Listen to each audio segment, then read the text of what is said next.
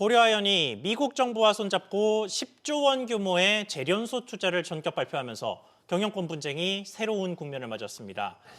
고려아연의 창업주 3세인 최윤범 회장과 분쟁을 벌이고 있는 MBK 영풍 측은 즉각 법적 대응에 나섰지만 정부는 일단 한미 동맹에 긍정적이라는 반응을 보였습니다. 관련해서 산업부 조슬기 기자와 자세히 짚어보겠습니다. 자, 조 기자, 네. 일단 사실관계부터 좀 정리를 해보겠습니다. 고려아연이 발표한 미국의 투자 규모가 상당한데 어떤 내용입니까? 네, 고려아연이 지난 15일 이사회를 열었습니다. 모두 74억 3,200만 달러, 우리 돈으로 약 10조 9천억 원 규모의 미국 테네시주 통합 비철금속 재련소 투자를 의결했습니다. 미국 국방부, 상무부와 함께 현지 전략적 투자자들과 합작법인 크로스업을 조인트 벤처를 설립하는 구조입니다. 이 합작법인이 약 2조 9천억 원 규모로 고려아연 삼자배정 유상증자에 참여해 지분 약 10%를 확보하고 고려아연은 지분 9.99%를 보유하게 됩니다. 예. 안티모니 같은 이 방산 핵심 소재와 반도체 공정에 필수적인 이 고순도 황산을 생산하는 시설로 미국 입장에서는 핵심 광물 공급망 안보와 직결된 이 전략 프로젝트입니다. 내년부터 부지 조성과 기반 공사, 또 시공업체 선정, 장비 발주 등을 시작해 2027년부터 착공에 들어가 2029년 완공이 되면 아연이나 연, 동 등의 재련 설비를 우선적으로 가동하고 안티모니, 인디움 등 이 핵심 전략 광물로 생산 품목을 늘려나갈 계획입니다. 알겠습니다. 자, 그런데 지금 말씀하신 건 말하자면 오너 일가인 최윤범 회장 측의 결정인 건데 네. 여기와 경영권 분쟁을 벌이고 있는 최대 주주인 MBK 영풍 측은 즉각 반발했습니다. 네, 맞습니다. MBK 파트너스와 영풍은 이 발표 직후 신주 배정 금지 가처분 소송을 제기했습니다. 이들은 이 경영권 분쟁이 지속되는 상황에서 이 최윤범 회장의 지배력 방어를 위해 특정 제3자에게 신주를 배정하는 것은 법적 근거가 없다며 주주 권리와 회사 지배 구조를 심각하게 왜곡한다라고 주장했습니다. 네. 상법 제418조가 이 경영상 목적이 아닌 경영권 방어를 위한 제3자 배정 유상증자를 제한하고 있다는 점을 근거로 들었는데요.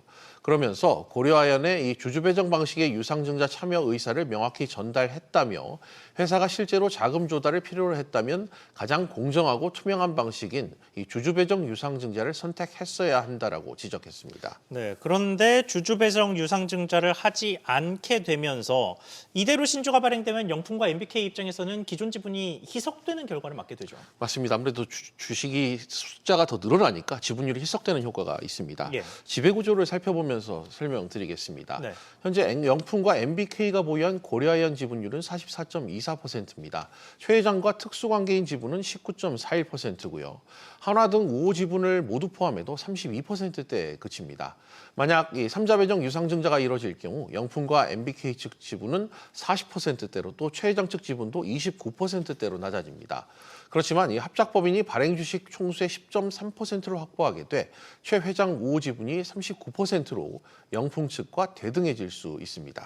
네, 그러면 이게 경영권 분쟁에서 우위를 점하기 위해서 계산된 행보였다. 그러니까 이번 유상증자가 그런 계산이 깔려 있다라는 지적에 대해서 고려아연의 입장은 어떻습니까? 일단 고려아연 측에서는 이 순수한 이 사업적 판단에 따라 내려진 결정이라면서 영풍 측 의혹에 대해 강하게 반박하고 있습니다. 네.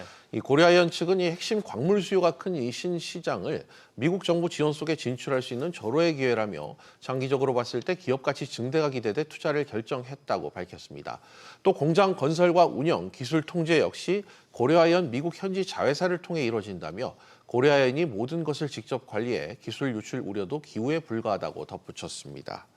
미 정부는 1억 달러 상당 수수료를 또 지급하는 문제와 관련해서 이 현지 재련소를 건설 인허가 승인과 규제 관련 자문에 대한 재번 서비스 비용이라고 설명했고요. 미국 내 자회사 신주 인수권 14.5%를 포함해 최대 34%까지 취득할 권리를 부여한 것에 대해서는 미국 정부가 이 타 핵심 광물 기업 등의 지분 투자를 할 때도 통상적으로 요청하는 사항이라면서 미 정부 출자나 지원금과 비교하면 합리적인 수준에 마련됐다고 덧붙였습니다. 예. 가능하면 빨리 미국 내에도 공급망을 만들어내는 게 필요하다라는 입장을 중요한 관점으로 봐야 된다라는 것이고요. 문제는 어떻게 실행하느냐는 이슈일 것 같아요. 알겠습니다. 자, 물론 앞서 이야기한 지분 희석 문제가 영풍 측이 가장 강하게 반발하는 내용이긴 합니다만 다른 이야기들도 참 많이 하고 있더라고요. 우선 이번 투자로 인해서 고려아연이 과도한 재무 부담을 지게 된다 이런 이야기가 있던데 이 내용은 구체적으로 어떤 내용입니까? 뭐 쉽게 얘기하면 고려아연의 이 자기인 자본 대비 이 보증하는 비율이 너무 높다. 뭐 이런 이유일 것 같습니다. 예. 먼저 지난 16일에 공개된 이 고려아연 공시에 따르면 미 국방부는 이 대출금 3조 4,500억 원에 대해 4조 4,100억 원의 보증을 요구했습니다. 보증 비율이 128%에 달합니다. 또 함께 돈을 빌려주는 JP모건 등 민간 투자자들이 요구한 보증 비율도 106%입니다. 106%입니다. 고려아연은 이번 보증으로 자기 자본의 110%인 8조 3,931억 원을 우발 채무로 더하게 됐습니다. 자기 자본 대비 100%를 넘는 이 보증은 신용등급 강등으로 통상 이어질 수 있는 사안인데요. 이에 고려아연 측은 이 지급 보증액의 금액만 볼 것이 아니라 핵심 광물 이 공급망 확보 측면의 보증 성격, 또 자본의 이 통제 가능성 측면에서 해석을 할 필요가 있다고 설명했습니다. 미국의 고려아연 재련소는 기존 물량 대응 목적이 아닌 미국의 신수요에 대응하기 위한 것입니다. 미국 핵심 광물 시장의 구조적 성장에 따라 고려아연 미국 재련소의 생산량, 판매량 역시 증가가 예상됩니다. 알겠습니다. 아무래도 뭐 경영권 분쟁 하에 있는 기업이다 보니까 양측의 주장이 상당히 첨예하게 엇갈리고 있는 상황인데 예. 그러면 지금 이야기된 지분 문제 같은 것들을 좀 떼어놓고 한미 관계와 산업적인 효과만 놓고 봤을 때는 이번 투자를 어떻게 봐야 할까요? 일단 단기적인 재무적인 부담을 좀 감수하더라도 장기 전략 자산을 확보하긴 투자라는 평가가 대체적입니다. 예. 고려아연이 중장기적으로는 미국 핵심 광물 또 방산 공급망에 사실상 고정 파트너 지위를 확보하는 계기가 될 수 있어서인데요. 특히 안티모니 등 이 희소금속 시장에서 고려아연이 갖는 이 전략적 가치 또 가격 결정력 등 이 입지가 전보다 강화될 수 있는 부분이 있고요. 미국 반도체 산업 성장에 따른 부산물 등의 수요 확대도 기대할 수 있습니다. 핵심 광물 공급망은 이 선점 효과가 크다는 점에서 무엇보다 경쟁사가 진입하기 어려운 정책과 안보 기반 진입 장벽을 확보할 수 있다는 게 가장 큰 자산이라고 볼 수 있습니다. 김정관 산업통상부 장관도 이 고려아연의 미 재련소 건설 프로젝트가 우리나라 입장에서도 희토류나 희귀광물 공급망을 안정적으로 구축하는 데 도움이 된다고 말하기도 했습니다. 알겠습니다. 자, 어쨌든 영풍과 MBK 측이 법적 대응을 시작했기 때문에 법원의 판단이 앞으로 줄줄이 나오게 될 텐데 관련해서 법원의 판단은 어떨 것으로 보입니까? 네, 대미 투자의 주된 목적을 어떻게 볼 수 있느냐가 판단의 핵심이 될 것 같습니다. 예. 기업 성장과 이 투자 유치가 목적인지 경영권 방어가 목적인지 기준으로 따져볼 것으로 예상되는데요. 과거 판례들을 살펴보면 현대엘리베이터는 경영권 방어형 유상증자에 제동이 걸린 적이 있지만 현대중공업 같은 경우는 이 사업 확장이라는 주된 목적을 인정받아 유증이 허용된 바가 있습니다. 지금 경영활동 자체가 크게 어긋나는 활동은 아니고 미국 투자가 지금 해야 되는 상황이다 보니까 필요성이 있느냐 없느냐 그게 그리고 이제 조인트 벤처형 형태에 치는 것이 주주한테 이익을 극대화하느냐 안 하느냐 이런 이슈라서요. 네, 따라서 이 고려아연의 이번 저지분 고액 투자 구조와 맞물린 이 자금 조달의 성격을 불리한 계약으로 해석할 것인지 아니면 미국 시장 선점과 글로벌 공급망 재편 또 한미 동맹이라는 전략적 가치로 볼지가 분쟁의 향방을 가릴 것으로 전망됩니다. 알겠습니다. 넓게 보면 한미 동맹이라는 대의 명분 그리고 경영권 분쟁이라는 현실 사이에서 법원이 어떤 판단을 내릴지가 중요한 변수가 될 것 같습니다. 조 기자 잘 들었습니다.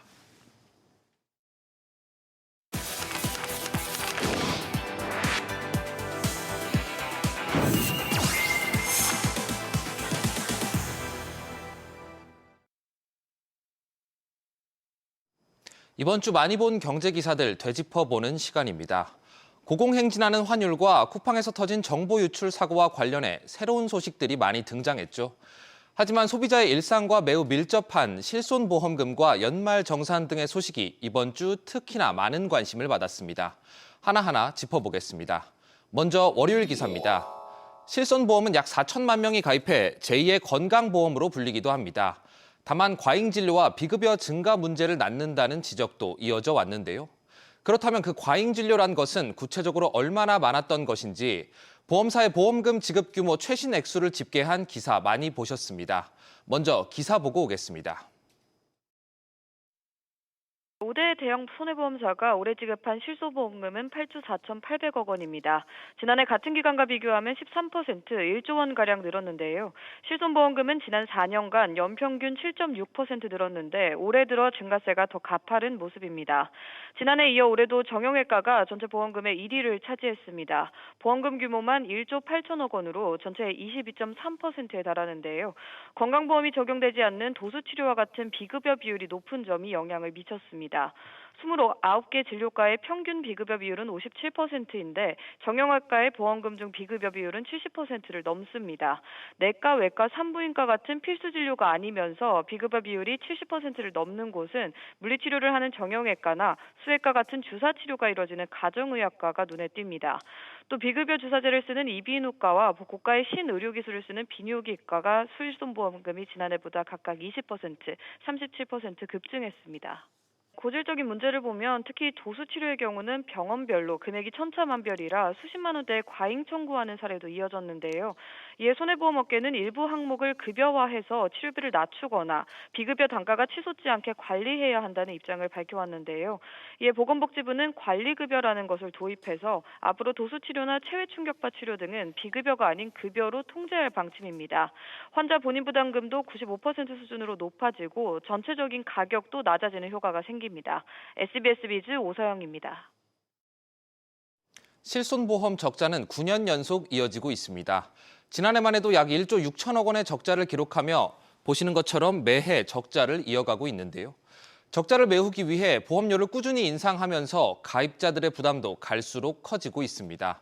그간 정부는 새로운 세대의 실손보험 출시를 유도하는 방식으로 제도 개선을 추진해 왔는데요. 그런데 이제까지 4세대 실손보험이 출시될 동안 고질적인 문제를 아직 뿌리 뽑진 못했습니다. 그러자 정부가 이번엔 5세대 실손보험 카드를 꺼내들었습니다. 비급여 항목을 중증과 비중증으로 구분해 보장을 차등화하고 비중증 비급여의 경우 자기 부담률을 50%까지 높이겠다는 건데요. 다만 문제는 이전과 같습니다. 혜택은 많고 부담이 적어 만성 적자의 근본 원인으로 자리 잡은 실손보험 초기 가입자들을 얼마나 많이 전환시킬 수 있냐는 겁니다. 재가입 조항이 없는 1세대와 초기 2세대 가입자는 무려 1,600만 명에 달하는데요. 계약 재매입과 같은 충분한 인센티브를 제공해야 전환을 유도하고 실손보험 개혁에도 성공할 수 있을 것으로 보입니다. 네, 다음은 화요일 기사입니다. 실업급여 상한액이 6년 만에 인상되면서 내년 실업급여가 처음으로 월 200만 원을 넘어서게 됐습니다.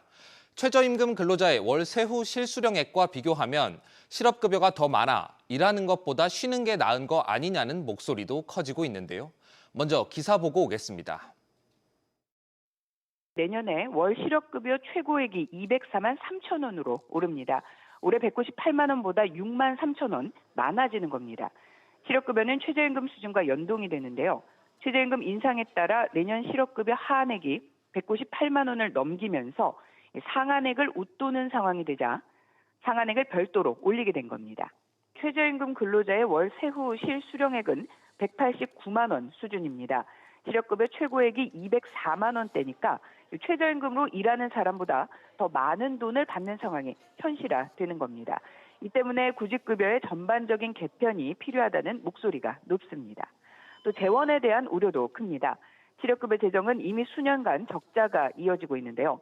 올해에만 코로나 때보다 많은 12조 원이 실업급여로 지급이 됐습니다. 감사원은 경제 위기가 발생하면 실업급여 재원이 단 8개월 만에 고갈될 것이라는 경고를 내놓기도 했습니다. SBS 비즈 서주연입니다. 실업급여는 퇴사일 이전 18개월 동안 180일 이상 고용보험에 가입한 근로자 중 계약 만료 등 비자발적으로 일을 그만두게 된 사람에게 지급됩니다. 다시 말해 퇴사 직전 1년 반을 기준으로 반년을 일하면 실업급여를 탈 수 있는 건데요. 반복 수급도 가능해 수십 회에 걸쳐 억 단위 급여를 타가는 사람도 나타나고 있습니다. 나라에서 돈을 주는데 일을 왜 하냐는 우스갯소리까지 나오자 국회가 대응에 나섰는데요. 기존 180일이었던 실업급여 피보험 단위 기간을 12개월로 강화해 반복 수급을 줄이는 개정안이 현재 발의되어 있습니다. 실업을 극복하기 위한 사회적 안전망은 필요하지만 이것이 실업과 단기 취업을 반복하게 하는 구조로 작용해서는 안 되겠죠. 반복 수급을 줄이고 재취업을 앞당기는 방향으로 제도를 다시 설계해야 할 시점입니다. 마지막 수요일 기사입니다. 추워지는 날씨만큼 연말도 성큼 다가왔습니다. 이맘때가 되면 13월의 월급이라 불리는 연말정산에 대해 관심 많으실 겁니다. 늦게나마 챙기려는 분들이 많았는지 올해 달라지는 연말정산 제도와 막판 꿀팁 소개한 기사 많이 보셨는데요. 기사 보고 오겠습니다. 올해 연말정산에서는 자녀 양육 지원과 중산층 혜택이 확대됩니다. 먼저 8세 이상 20세 이하의 자녀 수에 따라 자녀 세액공제 금액이 지난해보다 10만 원씩 늘어납니다. 또 육아를 위해 퇴직했다가 중소기업에 재취직한 남성 근로자도 3년간 소득세의 70%를 감면받을 수 있습니다. 이에 더해 무주택 세대주의 배우자도 총급여 7천만 원 이하 근로자라면 연 300만 원 한도로 주택청약 종합저축 등 주택 마련저축에 납입한 금액의 40%를 소득에서 공제받을 수 있습니다. 특히 올해부터는 7월 1일부터 수영장과 헬스장 등 체육시설 이용료도 연말정산 문화비 소득공제 대상에 포함됩니다. 고향사랑기부금의 기부 한도도 기존 500만 원에서 2천만 원으로 확대되고 특별 재난지역에 기부한 고향사랑기부금 중 10만 원을 초과한 금액은 일반 지역 기부분보다 2배 높은 30%의 공제율로 세액공제를 받을 수 있습니다. 연말까지 준비해둬야 할 절세 전략도 있습니다. 총급여 8천만 원 이하의 무주택 근로자라면 연말정산에서 월세액의 15에서 17%의 세액공제를 받을 수 있습니다. 미리 홈택스의 임차계약서와 월세 지출 내역을 제출하면 지출한 월세액의 현금 영수증을 발급받을 수 있습니다. 총급여 8천만 원이나 종합소득금액 7천만 원 이하인 근로자만 혜택을 받을 수 있기 때문에 총급여 요건을 미충족해서 월세액 세액공제를 받지 못하는 근로자분들은 현금 영수증 발급을 통해서 신용카드 등 사용금액 소득공제도 받을 수가 있습니다. 연말까지 연금계좌나 주택청약 종합저축, 청년형 장기집합 투자증권 저축에 납입한 금액도 일정 비율의 소득 세액공제를 받을 수 있습니다. 국세청은 다음 달 15일 홈택스를 통해 간소화 서비스를 제공하고 석 달 뒤인 내년 4월에 환급금을 지급할 예정입니다. SBS 비즈 신다입니다. 방금 기사를 통해서 설명을 들었지만 정확하게 알아보려면 또 헷갈리게 되죠. 이에 국세청이 연말정산 미리 보기 서비스를 제공합니다. 홈택스에서 이용할 수 있고요. 또 올해 신용체크카드 등 사용액과 지난 연말정산 때 신고한 공제금액을 이용해 내년 연말정산 예상 세액을 계산해 볼 수 있습니다. 또 세부담을 최소화할 수 있는 절세 팁도 제공하니 충분히 활용해 세금 돌려받는 연말이 되시길 바랍니다. 지금까지 이번 주 많이 본 경제기사였습니다.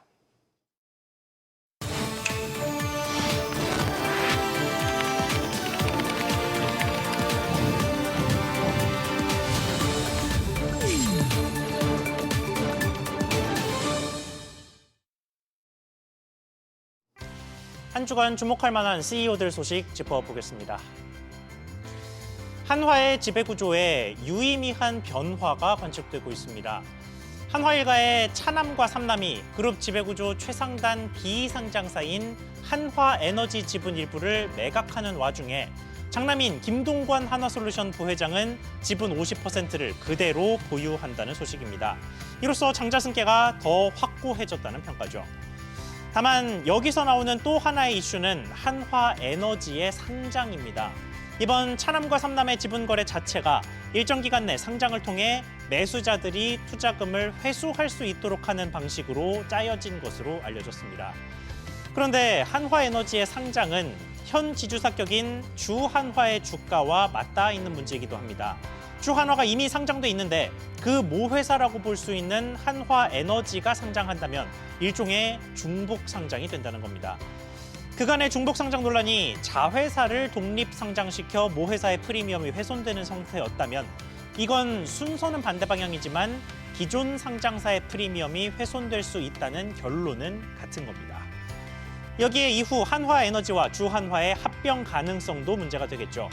이에 대해 한화 측은 한화에너지와 주한화가 옥상옥 형태가 아닌 병렬된 회사며 합병은 절대 없다고 선을 그었습니다만 한화의 기존 주주들은 셈법이 복잡해질 수밖에 없어졌습니다. KT가 차기 수장을 내정했습니다. 지난 30년간 KT에 몸담았던 정통 KT맨 박윤영 기업부문장입니다. 박 내정자는 지난 대표이사 공모 때였던 2019년과 2023년에도 이름을 올렸으니 3수 끝에 수장 자리에 오르게 됐습니다. 과거 KT의 수장 선임 과정은 그야말로 파란만장했습니다.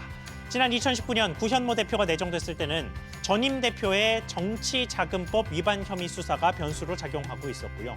또 2023년 LG그룹 출신의 김영섭 대표가 낙점됐을 때는 절차적 문제에 대해 국민연금과 정치권이 연달아 제동을 걸며 3번의 최종 후보 선정과 6개월의 대행 체제까지 겪었습니다. 이번에는 회장 선임 절차에 대한 진통 없이 구현모 대표 이후 다시 정통 KT맨이 수장 자리에 오르게 됐습니다만 이번에는 회사의 IT 기업에게 특히 치명적인 보안 이슈가 발생했습니다. 비교적 안정적으로 대표직에 오르게 된 신임 박윤영 내정자가 회사의 안정도 빠르게 불러올 수 있을지 지켜봐야겠습니다. 저희가 준비한 소식 여기까지입니다. 시청해주셔서 고맙습니다.